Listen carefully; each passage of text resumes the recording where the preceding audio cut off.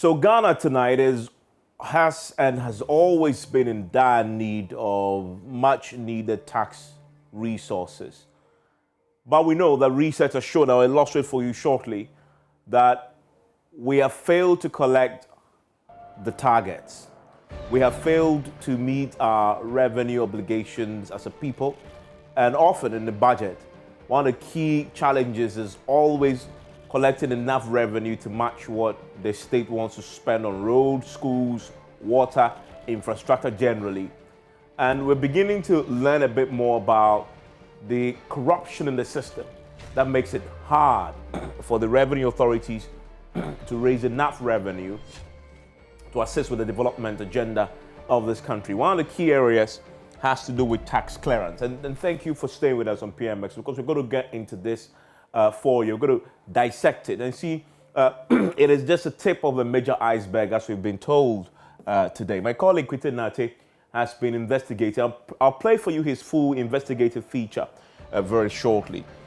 We know in this documentary, which we're about to watch very shortly, it's a feature which we're about to watch very shortly, revealed that with a paltry sum of 1,500 cedis, officials are able to forge tax records for newly created companies without any evidence of work. Now, this is not only, if you go into it, not only for newly created. In fact, if you have an existing company that requires to pay thousands and thousands, possibly millions of tax to the GRA, but you don't want to pay it, you can simply give 1,500. They would forge the document for you, clear you, and then you can go on and get the contract that you require. That's what Kwite Nate found in this documentary. And if you look at this table here that my research desk has pulled for us, it shows you the tax revenue performance over the years. And whereas you can see the figures are in billions, that if you track it from 2012 all the way to 2020, you see a rise in the tax revenue, and together with the total revenue and grants, right? But this doesn't tell the whole story, because if you look at the next graph here, you see a different story begin to emerge, because you see that our tax collection has been trending downwards, steeply downwards. Between, if you look at, say, from 2017, we haven't been collecting as much in terms of the additional tax revenue. We haven't been collecting as much, and this is one of the areas that needs urgent fixing, because without tax, a country will struggle to develop. Now, this is a very interesting data set produced by the Afro Barometer report, and they put together this trust in the Ghana Revenue Authority, right? If the person who's going to collect the tax, if you don't trust them, would you even think of giving them your money as taxes? It's a very important thing to gauge, right? And if you look at it, trust in the Ghana Revenue Authority, not at all, is 27%, and that is one of the biggest chunks of this pie here. Not at all. It's a significant number of 27%. If you look at just a little, 29%. So if you put 27, 29 between those who say we don't trust the GRA at all, or we trust it just a little, you are talking in the region of what, 57 or 56% of the two here, telling you that there's a big problem with trust. We simply do not trust the Ghana Revenue Authority. Either we don't trust it at all, or we trust it just a little. If you look at those who trust the GRA a lot, just 10% of people trust the GRA a lot. And so that tells you where the problem is. If you don't trust the institution collecting revenue, first of all, paying tax is difficult. Nobody wants to pay tax. But then if you're paying that tax to somebody you do not trust, that is another major disincentive for companies and individuals to want to pay their taxes. And that is clearly what this research shows us, right? And the video we're about to watch also illustrates that very clearly, that my colleague Kwite Nate put together. I want to show you the next table here. That also tells a different story. but same, not positive for the GRA. Perceived corruption amongst tax officials, right? Now, if you take all of them, in other words, the GRA officials who go around collecting the taxes, or those in the offices you go to pay your taxes, they ask you, do you perceive them as being corrupt? A lot of you, 34% say most or all of the GRA officials are corrupt. That is shocking. Most or all of the GRA officials are corrupt, according to this Afrobarometer report in 2019. That is a worrying, number. And then some of them is 51%. That is again, because we have to put this together. We are in the region of 75% of people, 85% of people believing that the GRA is either all of them, most of them, or some of them are corrupt. That is a shocking statistics for you. And if you look at, do people pay taxes that they owe the government?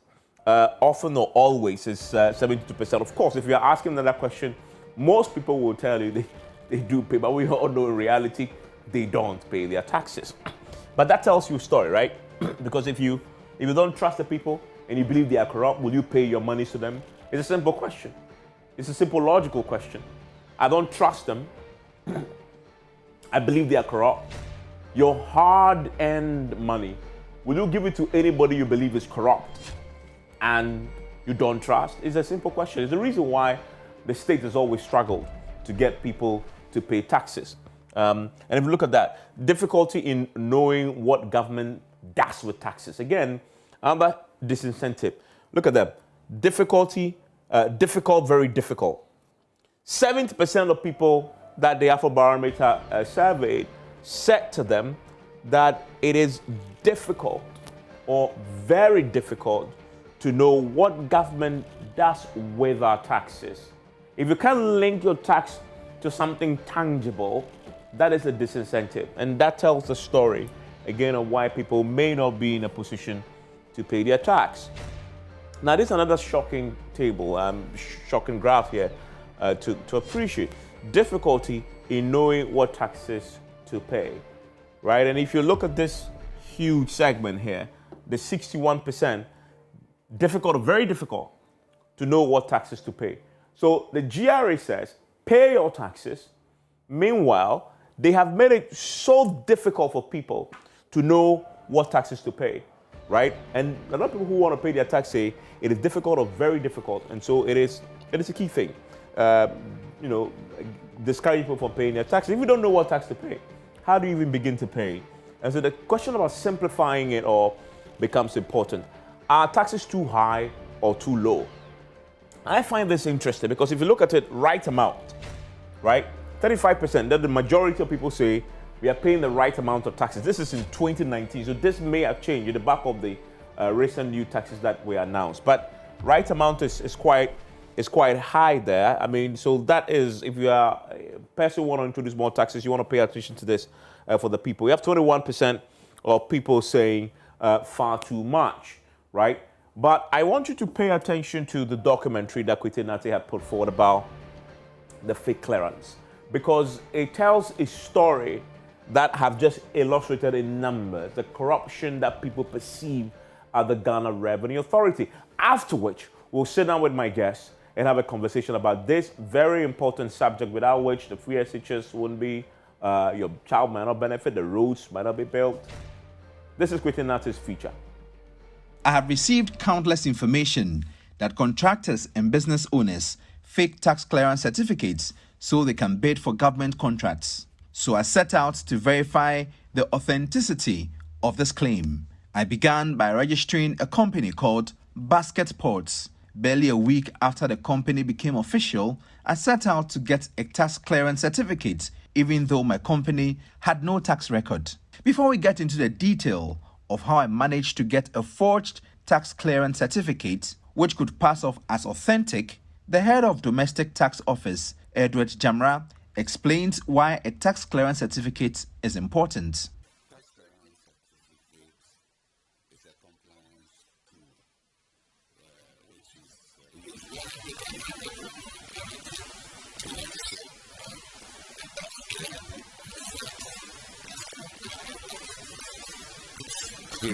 tax obligations. With the explanation out of the way, I approached a Ghana Revenue Authority staff who worked with another tax officer at the Agbogloshi GRA office and was asked to pay a sum of 1,500 cedis. I told them I needed a good turnaround tax record, and they secured a tax clearance certificate covering 3 years. The certificate reads, "Provisionally not liable to tax, deposit 500 cedis. This should help the investigative team to secure a government contract with ease." A tax certificate that has a good turnaround. I don't get you. You said? They need a tax certificate that has a history that I've done some job. Than a zero tax certificate. Would I have to pay all at once, Yes. or I can make down payment? No. Okay, I need to pay all at once. No number you should be. Okay. And if I pay, how long will it take for me to? And that time it comes. But maybe for next now, I'll week. send it.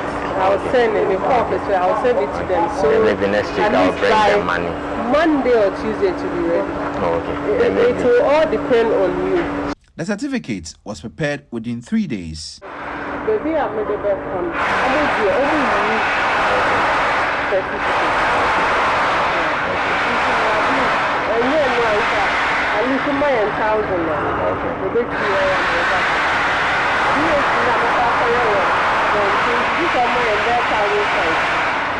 So let's see Tuesday. So Tuesday I would have to come. Oh, you don't need to come. If it's ready, you can memo it to me. Okay, no problem. Head of the Domestic Tax Office, Edward Chamra, says the practice is fraudulent. He explains why.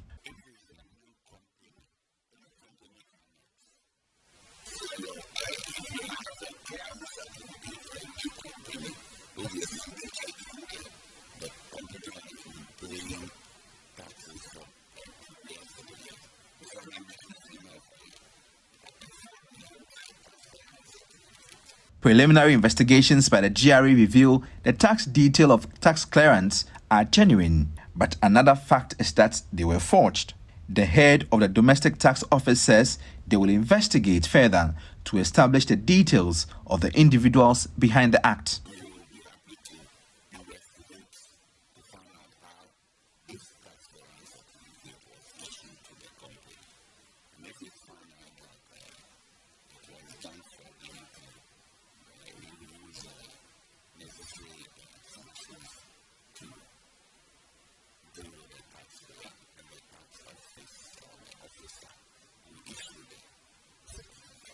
So although I did not qualify for a tax clearance certificate, some GRA staff have helped me circumvent the system and have put me in a good light to bid for a government contract. And other problem too is that now because we are short of certificates, but some of the offices, they have it. Those who work on that schedule.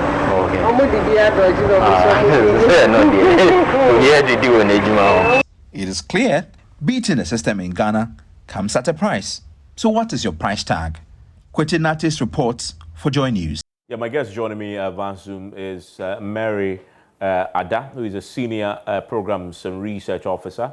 Also joining us right now, Dr. Kweku Enusin is a taxation lawyer and a commercial law lecturer at the University of Ghana Law School. Thank you very much, ladies and gentlemen, for your time here on PM Express. Let me start with you, Mary.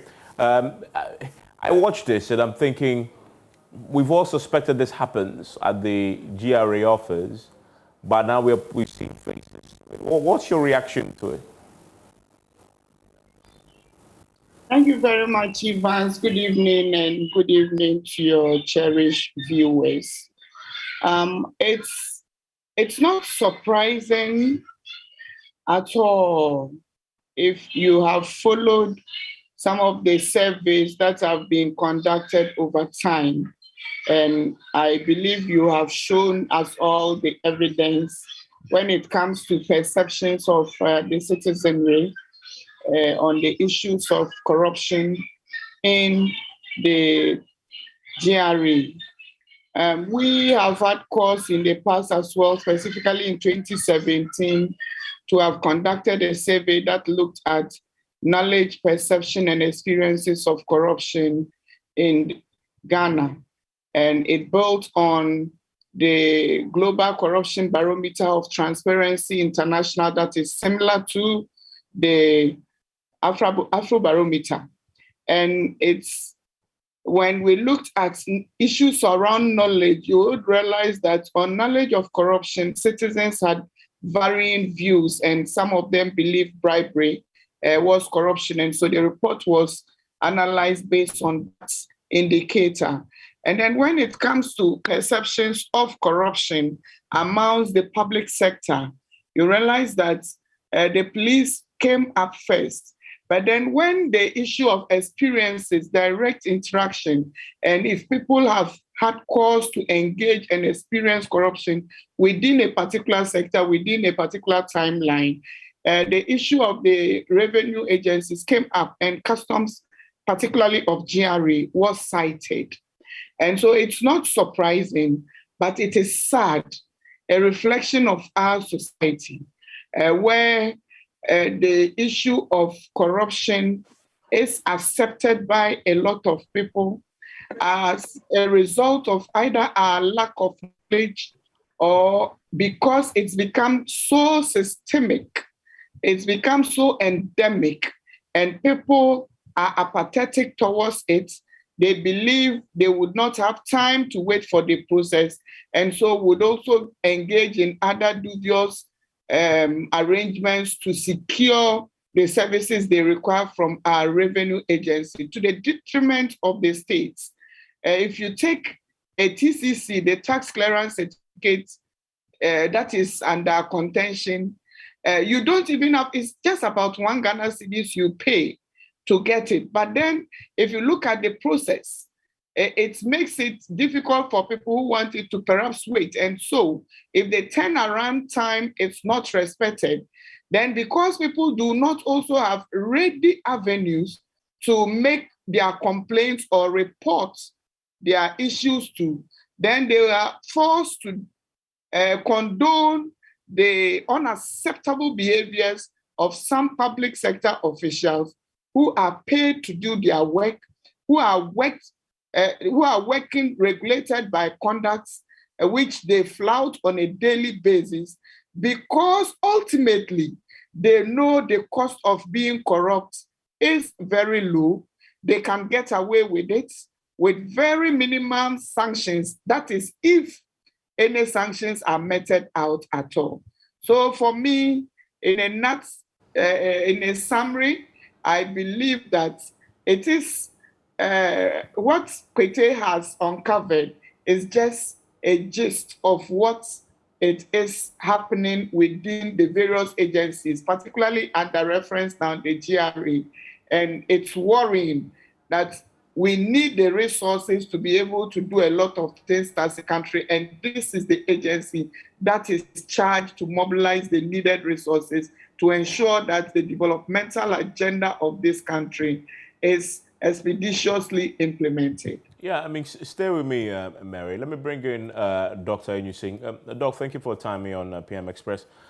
So you watched this documentary, and I wonder what your reaction is as a tax lecturer yourself.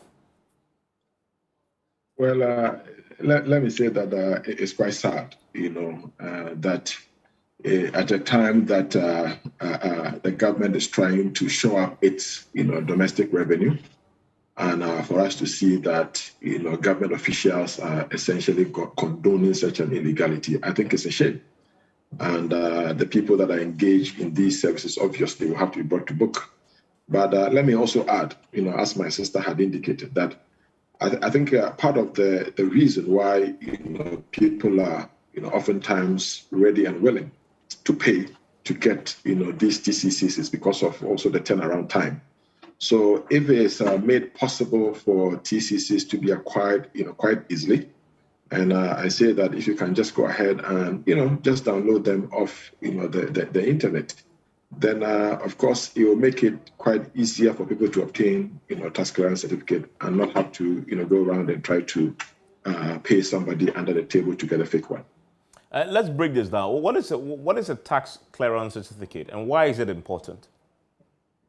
Well, in essence, a tax clearance certificate is provided by law, and is essentially a documentary evidence that is issued by, by the Ghana Revenue Authority to confirm that, a taxpayer is up to date, with his or her taxes, and that taxpayer has met all applicable, laws, with respect to the payment of tax. That's what it is. I see. So this is a big deal. So in other words, in Kwete's speech is about a company that has just been created, right?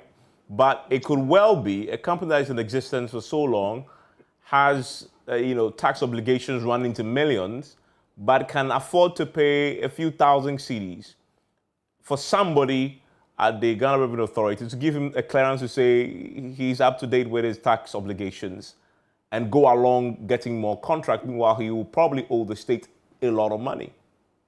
That is correct. Unfortunately,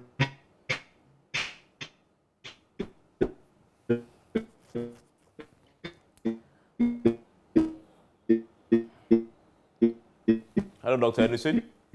Okay, we may have a challenge with his line there. I'll come back to that question because it's so fundamental to understanding why this is a critical issue to discuss. I talked about, illustrated earlier, our biggest challenge with the budget is our inability to raise enough revenue locally to match the development that we anticipate to do. And so if indeed we are beginning to learn that it is possible for organizations to circumvent paying the taxes, but then get the revenue authority to certify that they have paid taxes when they haven't, that is pretty shocking. Because everywhere else in the world you go, the revenue authorities, they are when they say the tax man is coming for you, it's a pretty scary proposition, right? Because you haven't paid your tax. But here we are in Ghana where you haven't paid your tax, and some individuals within the tax organization actually help you to circumvent that. Is Dr. Enyusim back on the line? Okay, let me bring in Mary Adam. Mary, I will just illustrate in there, for a country like Ghana where taxes are such a big deal, because we constantly learn in the budget, if you listen to the IMF and all the economic reports on that, so one of the biggest challenges every year is our ability to raise enough revenue. We've been talking about expanding the tax net and getting more people to pay taxes for so long. Now we are learning that that is not happening fundamentally because of complicity of the tax collectors themselves. Mary. Yes, from Kwete's expose, I believe that the TCC in itself is just a certificate for one to be able to show that they are in compliance with the tax regime. And it's not expensive, so it is difficult to understand why anyone would want to circumvent the process to get one. But then it is clear that in this instance, what Kwete sought to bring to the people of Ghana was the fact that people then get these certificates to go and do other things. Remember, we require this to be able to do a lot of things. If we are applying for a contract, we need a tax certificate, clearance certificate to be able to do so. If we are importing goods into this country, as an importer, you need a tax clearance certificate to ensure that you are able to do that. Custom clearing house agents and others also need this. So it is a prerequisite for people to get the needed licenses to go on to get business. And so for me, if you look at the countries need to mobilize revenue, and then as against people circumventing this process and going on to acquire contracts or procure contracts, where they are making millions of cedis, then the ultimate implication is the fact that people are getting millions of cedis with fraudulent certification, and our system is not able to detect this. That is serious and that is challenging. We need as a people to begin to then think about, as Doc mentioned, to think about how do we get this process ongoing in such a way that we are able to track the system from one point to the other, from the Registrar General's point of view throughout the process, so that when procurements are done, we are able to check and assess if people who are doing these procurements, either for contracts or whatsoever, they get their tax clearance certificates for, they are getting the right ones, and these are being put in place. Because we need, as you have indicated, the money is needed, and we need to do the right thing as a country. How are we putting in place systems to monitor these? How are we ensuring that the system is so stringent that nobody can get away with this? And here again, I mentioned the digitization agenda that has been so much professed, the digitization agenda which we continue to say that we are all engaging in, and it's bearing a lot of fruit for this country. How can we use this to ensure that we are checking the process, making the system so robust, so rigid, that anybody who wants to get away cannot do so? And for those who attempt to get away with it, the system identifies them, the system tracks them, and the system deals with them so drastically that it doesn't make anybody want to do or repeat such behaviors. I mean, Dr. Enyusing, I asked you earlier, we lost you briefly. I asked you earlier if this also means that companies, individuals with, significant tax obligations that haven't been settled here to the state can use this, system, that the corrupt system that we just illustrated in this video investigation, to circumvent and still get a clearance to show that they have paid. I mean, it would appear so. I mean, and I was quite surprised the ease with which your reporter was able to get a tax clearance certificate. That makes it quite serious. And as I indicated to you, if you look at all that the government is trying to do to show up each domestic revenue, then this is a very serious phenomenon. But I am hoping, that now that we are trying to, unify all the numbers that we use for identification purposes with respect to the Ghana card and all that, I'm hoping that pretty soon. Either the National Procurement Authority or any entity will be able to sit at their office and just with a tap of a button be able to, see whether you and I are fully compliant with our tax obligation. Because the reason why you procure a tax clearance certificate is in essence to ensure that you have fulfilled all your tax obligations under the law. So if the reasons for which you need a tax clearance certificate can easily be verified by the institution that needs it, then there will be absolutely no need for anyone to go and procure a tax clearance certificate. Then in that way, you sit, if it's at the customs clearing office, they sit at their office, and once your Ghana card is known, they put it in the system and they can tell whether you owe taxes or not. If it's a government contract that you need, the same process. And in that way, we eliminate all these processes that people have to go through and all the human element, along, the value chain that obviously, can be corrupted. And in this particular instance, quite shockingly, easily, corrupted by just setting up a company and paying a few, thousand Ghana. Yeah, I mean, and the thing about it is, he paid the 1,500, then 500 cedis is inputted into the GRA system as what his freshly created company has paid. And they say, well, the 500 cedi means he's settled all his tax obligations. But then the 1,000 cedis goes into the pocket of this particular tax officer, which obviously doesn't pass through the system.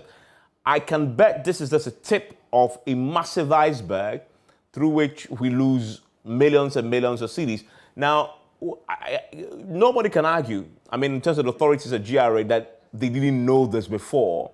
I wonder why we haven't seen any concerted efforts to deal with that problem. Because you go to the GRA offices, they are pretty shambolic. They look very old, outdated, with a lot of piles of, and you wonder, is this the place which it's supposed to be this country's primary revenue collecting agency for our development? There must be something fundamentally wrong with the system that fails to deal with this, although everybody knows it happens, but has left it for so long.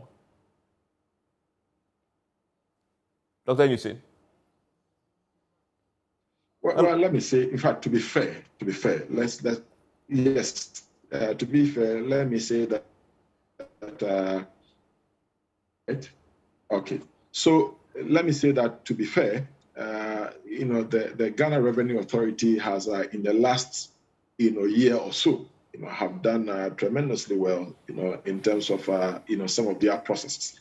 And I have personally, dealt with them, in recent times. And I must be honest, I was quite impressed by, how they related, to taxpayers. Now they make it, possible for you to pay your taxes quite easily, through the bank without having to queue as we used to, do. So even though there's a lot more room, for improvement, let me say that comparatively, I think, they've come a long way. There's still a long way, to go. But look, my brother, at the end of the day, paying taxes is a civic obligation, for all of us. Okay. And so sometimes it's also a question of attitude. In the video that you showed, clearly you see people that, want to do everything under the sun to make sure that they dodge, their taxes. So no matter, the kind of system that you put in place, if you also don't have the right kind of attitudes in place, then of course you're going to have a lot of people trying to beat the system at every, stage and time. So of course, is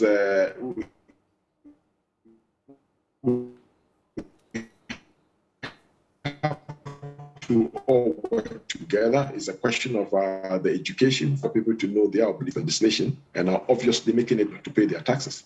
And as I indicated, look, the best way to go is to digitize the entire process. It makes it a lot more difficult to do that, because if you look at the video, what had happened, is that a certain amount of money was recorded as the taxes for this so-called business. Yeah. But we all know that taxes are not paid in vacuum, right?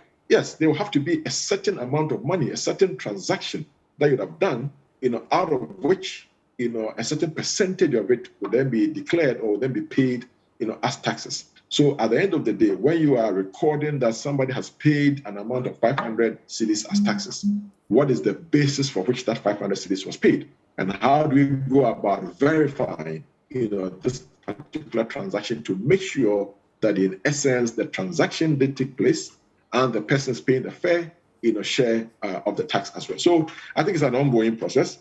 This is a good food for thought, for our revenue authorities. And of course, they have to make sure that, they weed out all these miscreants that are within their fold. I mean, it is by no means to mean that everyone is, corrupt in these, institutions. So in this particular case, the GRA. But, as you know, human institutions, a lot of, we find a few miscreants here and there, and the one bad nut, essentially spoils the bunch. So that's what I'm saying. I want to take a quick break. When I return, I will get into, the suggestions have come already about how to deal with this particular. One of them, as you've heard there, is digitizing the system.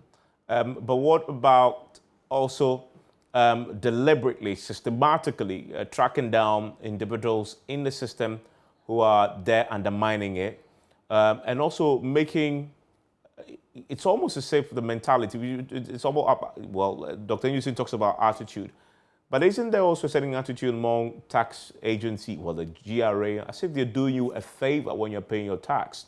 When you go to tax office, not the institution itself, but the individuals who work for them, make it as if that is what is happening, and then it puts people off. So what lessons can we draw from other countries, for example, that we can implement in terms of paying taxes in Ghana? And how does this, what should happen? For example, should the GRA take a more systematic approach to looking for, tracking down, and ridding itself of the corrupt elements among its ranks on the back of this documentary, whereas we know it's simply a tip of the iceberg. When we return, we'll talk about that with my guests. Hello, I'm Dori Nando. You can catch up with all the fun on the Cosmopolitan Mix and on all our shows via podcast. Just go to My Joy Online podcast and search for your favorite show and relive those moments all over again. Only on Joy 99.7 FM, radio for discerning listeners. Super Hits Radio, Joy 99.7. Yeah, my guests are still with me on the back of that revealing piece by Kwete Nata, investigative reporter, tracking what appears to be corruption on the part of some officers of the Ghana Revenue Authority.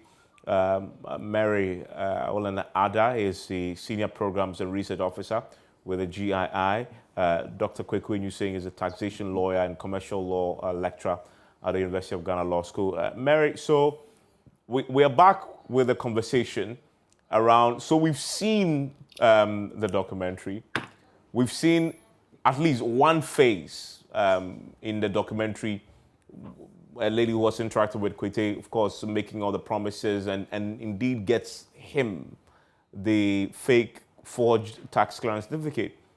The question is, what should happen to this individual? But beyond that, should there be a more systematic approach? Should the tax revenue GRA adopt a more systematic approach to dealing with the corruption in its ranks? Most definitely, Evans. And let me add, before answering that question, that one of the things that has happened in the recent past is the GRA itself.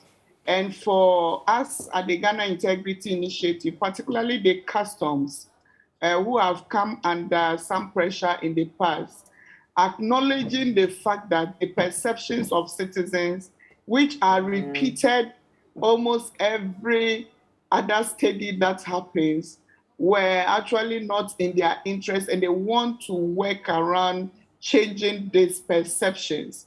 And we've started some work with them, which is going to be replicated for the whole of the Ghana Revenue Authority, and it's going to capture a lot of areas. And it's already ongoing. We have billboards across the country where you realize that the GRA is promoting some of its corruption reporting platforms so that citizens who see corruption, citizens who are affected by corruption, citizens who are not provided with the needed and required services they demand, could go through this process and activate the service charters of the institution to ensure that they get some redress for their complaints.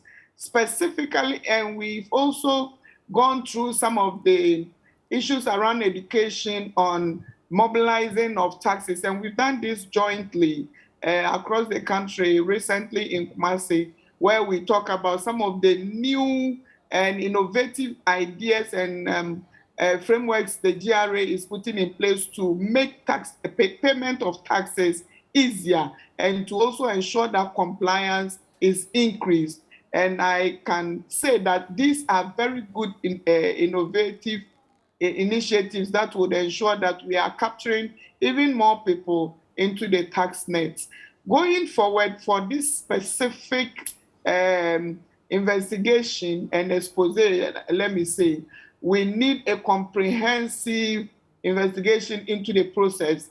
Perhaps the GRA has an ethics section that is supposed to be doing this.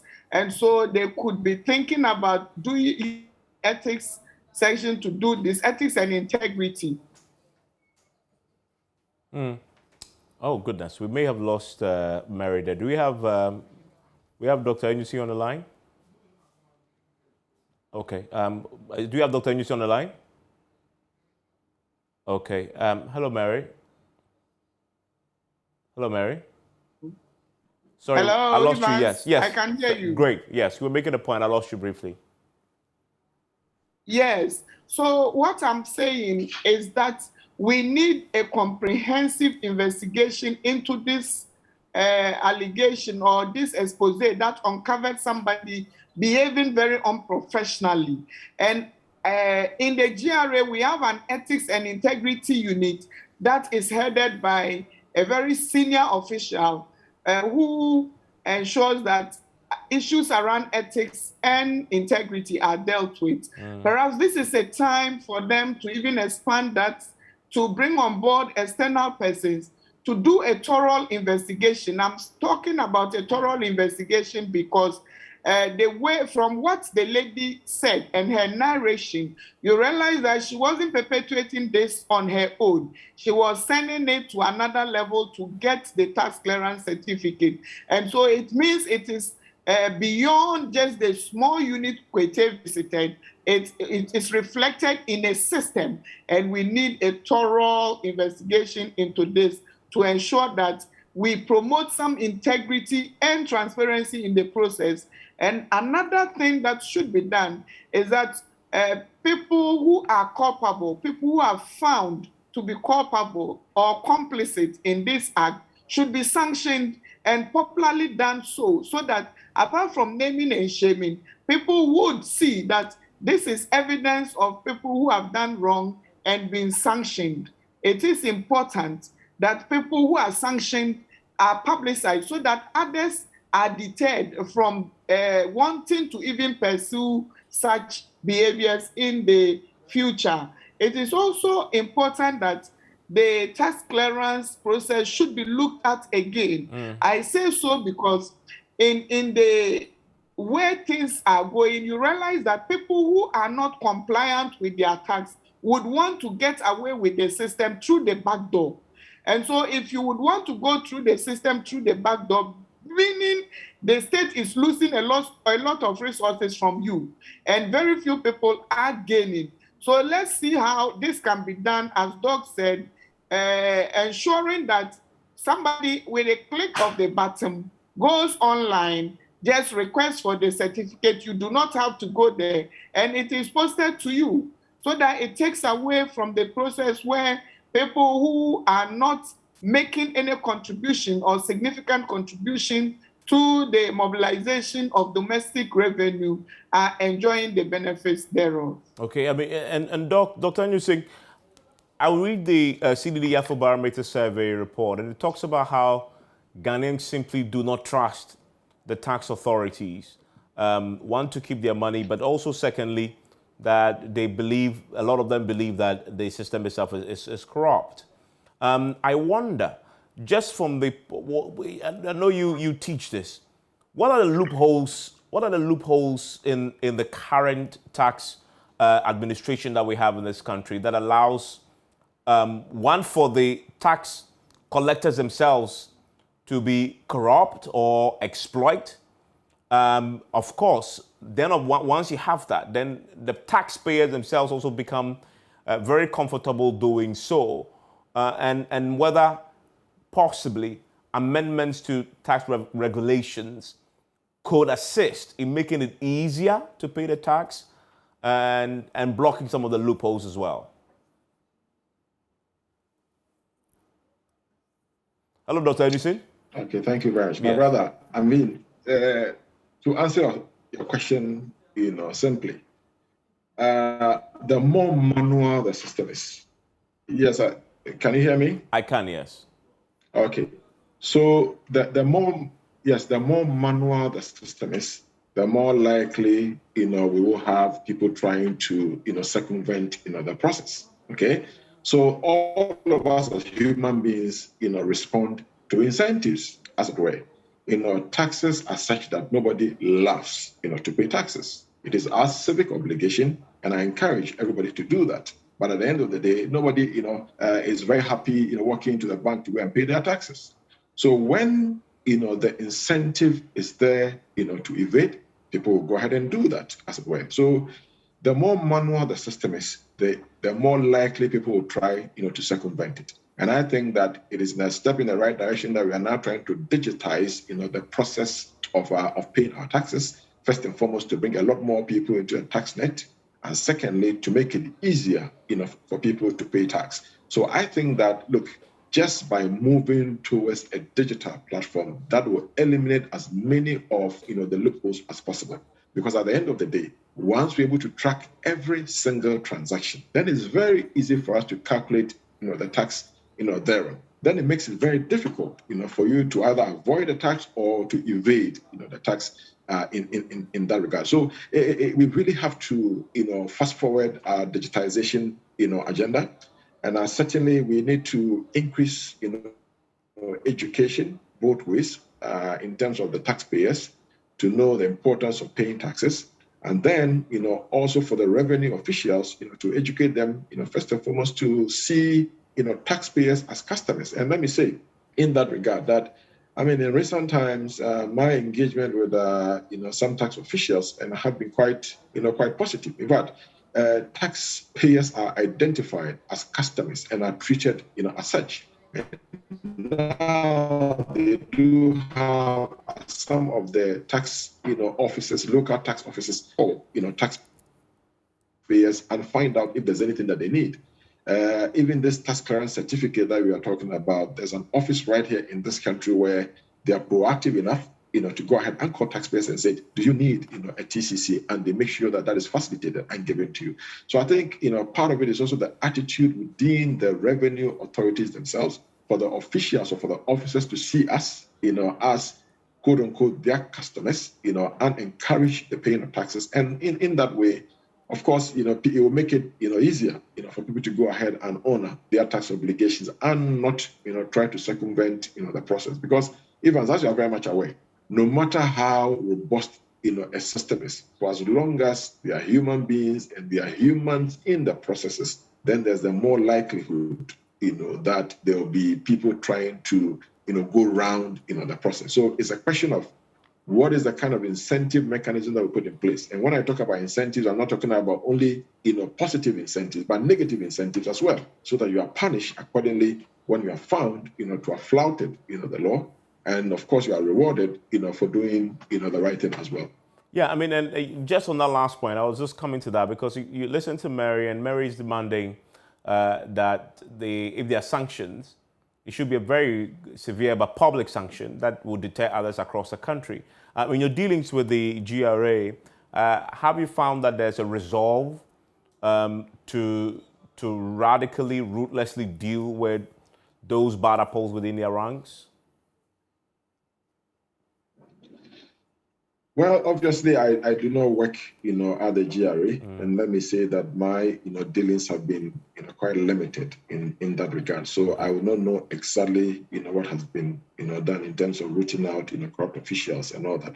But, just from an outside, point of view and looking at the reforms that they are trying to put in place to collect, taxes, one would want to believe, that, of course, they want to make sure that, their personnel are well trained, to do the work, that they're required.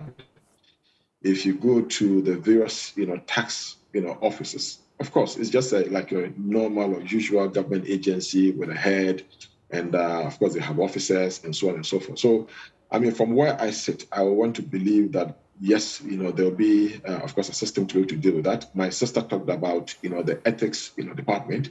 So once they do have an ethics unit, that in itself, will tell us that they see, the issue of ethics, and the issue of getting people to act in the right way to be, something that is of paramount interest for them to create an office, in that direction and put, personnel in there to be able to check, the ethics of their officials and make sure that people are acting, in the right way. Okay. Mary, final words to you. So we've done this work. You've, of course, laid out what you expect in terms of the sanctions that should follow. In terms of reforms, though, at the very top, have you seen enough, commitment to give you any hope that the challenges that we know that the GRA faces over the time can be resolved anytime soon? Is there any? You've indicated some of the projects that you've done with them over the years. You see what they call political will to get these things addressed. Oh, yes, most definitely. In the recent past, we've seen some serious commitment being shown. Perhaps if we haven't seen the action, but with the rhetoric and the general statements, they have been.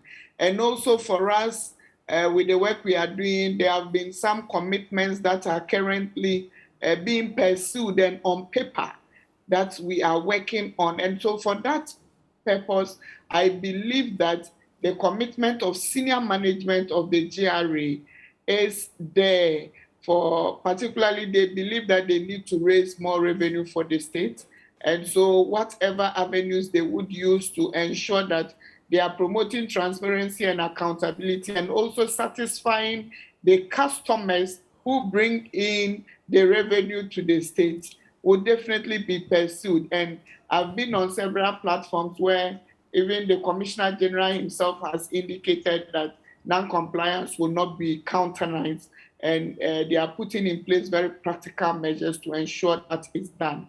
The other avenues is for the public to continuously be educated, to then take up the various structures within the GRA to ensure that if they have issues, they are being redressed and redressed on a timeous manner to ensure that the GRA's image going forward is improved. Okay.